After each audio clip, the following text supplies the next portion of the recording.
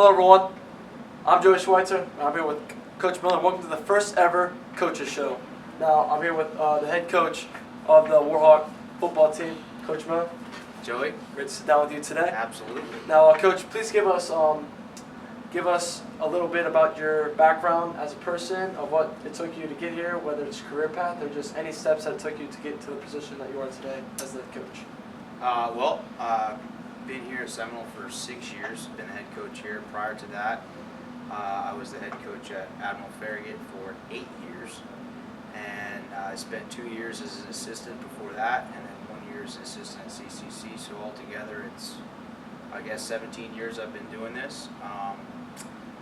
Like I said, been here at Seminole for the last 6 years. I love this school, I love the community, I love our players, and just really excited about the future. That's awesome, Coach. And this is your 6th year of being the head coach Correct. of the Seminole High School football team. And what have you built this program to be, and what has been your main focus for the culture of this high school? Well, since I got here, when I did get here, the program had fallen on some hard times. Coach Roper's a legend in Pinellas County, but towards the end of his career, things got a little rough there, and I think there were 17 kids in the whole football program. I don't know if they had won one game in 3 years, and so we've tried to, number one, establish a pride in the program. Kids be proud to be a part of our program, getting kids excited about doing well, and then I think one of the biggest things that we've done a real good job with is moving kids on to the next level who want to play at the next level, and that's a big factor with any program. And that's something we looked to do when I first got here, and I feel like we've done a really good job of that. And as a result, we've been, we haven't won as many games as we'd like, certainly, but we're competitive. We're in ball games, and kids are excited, the team's excited, community's excited, and we're going to keep building on that. And then from having 17 kids on the team as you come in to fill in for the job, what did it take to really step out your own shoes and to convince kids to come out and really recruiting, I would have to say? That's exactly what it is. It's recruiting the hallways and being excited and passionate about what you're doing. Nobody wants to come out and play for a coach who's monotone, who doesn't get fired up about his job. I love my job. I can never imagine myself doing anything but being a football coach. So I'm passionate about it. I surround myself with coaches who feel the same way, and I've actually had conversations with Coach Walker that we would do this for free. This job is not about the money, it's about the passion. I think when you talk to people and they can feel your passion, your energy, your desire to build something, people want to be around that. I wanted to be around that, and I think kids want to be around that. They want to be a part of that energy, that excitement, and so that's been our strategy. It's worked so far. And now, coming into this year, there's been a new district. Correct. That someone's been pointed to, and new teams, new coaches you have to go against, and then new talents and new offenses that you guys have to go against. And what are your thoughts on that coming into this year? Well, I definitely like our new district.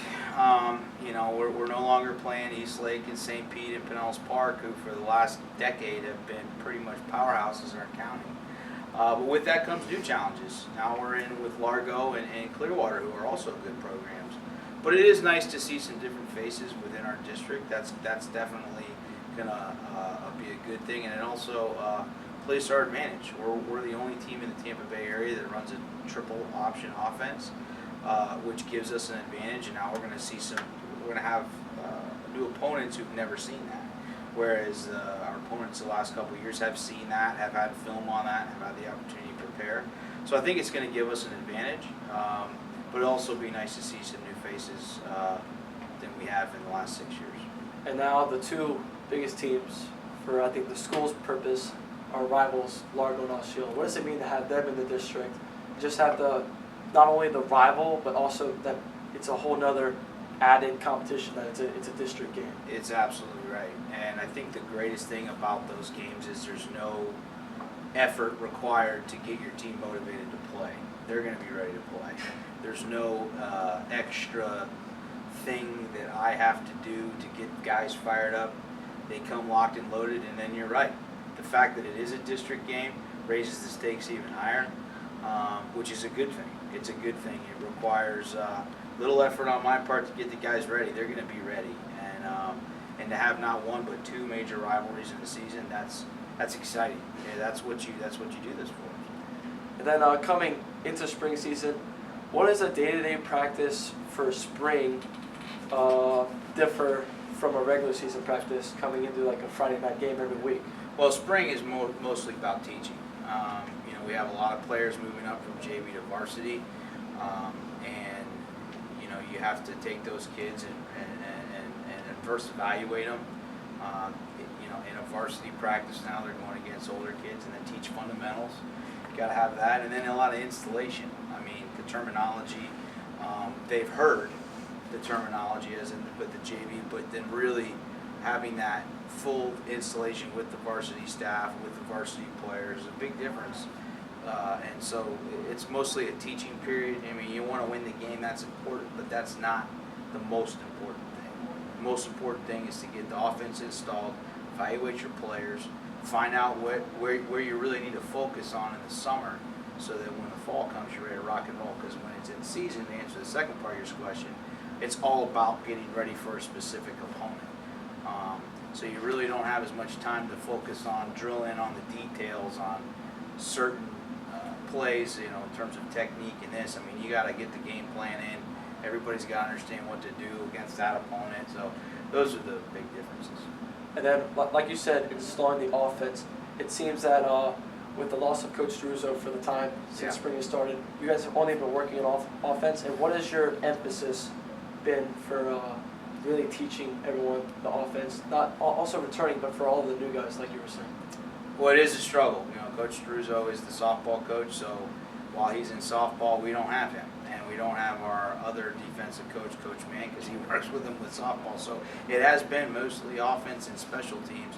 And the big thing is get everybody on the same page. I mean, our offense is it's tricky to learn, but once it's learned, it's kind of like poetry in motion. But the hard thing is to get everybody to understand what every call means, what everybody's supposed to do on every play versus the different fronts, and then if they have pressure, if the defense brings pressure, blitz, how we adjust to that on that particular play. So going back to it's mostly teaching, doing a lot of teaching right now. And as you said earlier, that your offense is tricky. What's the difference between like a shotgun offense that Largo would run, or even like an I ground and pound that Osceola runs? How does the triple option come into a whole different type of ball game? Well, for us, it creates the image of sophistication and complexity, but it's really simple and basic. So what we want to do is we have this image of, the concept you hear triple option, this option, that option, and that's true. We're an option offense. So depending on what the defense does, nobody knows who's getting the ball until after the snap. The quarterback's got to make a decision to either give the ball if the defensive end crashes, or the tackle, depending on the play, he'll keep it. And then if they go to make a play on him, he has the third option, which is the pitching. So it's really three options, and versus a spread offense where you have bubble screens and passing concepts and inside zone concepts. It's an entirely different style of play. Those spread teams, Largo and those kind of teams you talk about, they're fast break, go, run as many plays as we can. Our offense is methodical. If we get 3 or 4 yards on a play, we're happy. We're grinding the clock down. We're grinding the tempo of the game way down. And a school like us, who's not always blessed with tremendous athletes, that's the style of offense we've played, and it gives us a chance to beat those teams that are far more athletic than we are. And now coming off of last year where you guys lost a couple of big leaders, what are you looking for in certain players to really step up and take big roles and big-time leadership as well? Well, the good thing for us last year is we started 18 sophomores on varsity. So we were basically a JV team last year on varsity, which led to us only winning one game a year ago. But the bonus to that is now I've got 2 years worth with guys who have varsity playing experience at a high level, and our best players were in that sophomore class. So we're excited about that. We're also excited about some of our rising seniors, guys like Steven Anderson, who has been in the program now. This is going to be his 4th year, who stepped in and has become not just a great talent for us playing defensive end and wide receiver. He's also a big-time leader for us. Another couple guys, we just had our first leadership council meeting this week. Guys that I chose to be our leaders. Along with Steven, you got Kyle Cottrell's been in the program now. This will be his 4th year. Bear Purcell, and then finally a new young man who just joined our program, Austin Brinkley. So we got 4 guys we feel like are good, solid leaders, and I'm excited about that. And going back to the culture, what does a leader need to do in a scenario like this where you're going to a new district, new teams? What does the culture and the leadership have to come into a role to where you guys can really say, you know what, we're going to go out and win some games this year? Yeah, the thing first of all, any leader at any level, I don't care the sport, you got to do everything right. You can't be late. You can't be screwing around in school. You got to be coachable. You got to be a great teammate. You got to do all those things so that when a teammate's not doing the things he can be, you have credibility. You can address an issue with that player because you yourself have done everything you're supposed to do. So that's number one. It's the culture of we're going to do all the little things. We're going to be have a great attention to detail. We're not going to let anything go, unnoticed. Just all those, keeping the locker room clean, making sure guys are finishing every sprint. These are the things that we look for, and that creates a culture of accountability and most importantly, reliability. We can rely on these people, and if you got a whole team full of guys like that, you're going to win some games, man. And I don't care what sport it is. And I'll coach for our last one. May 10th is the green and orange game. Correct. And we'll actually be broadcasting that on the NFHS Sports Network. And what are you guys expecting to come out of that? Well, first thing, you got to get out of it healthy. That's the number one thing. But for me, it's important to have a dress rehearsal. We're going to have a lot of kids playing their first varsity football game. And I don't want that experience to be at Gulf High School. I want them to experience a game atmosphere in a controlled situation before we go do it for real.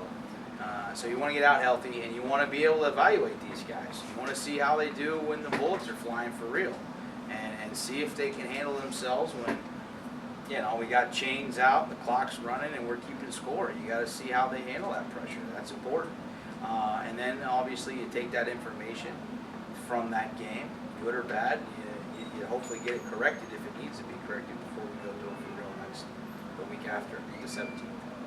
And now for all the fans at home that are really expecting a great year, what would you have to tell them about the playmakers that are really going to be exciting, that they should come out and see, and that they shouldn't be surprised, that are going to really, really make a huge impact on the team this year? Well, I told you Steven Anderson, he's going to be a good player for us. The other one who's just has been unbelievable for us this spring, who I anticipate being a huge force, is Bear Purcell.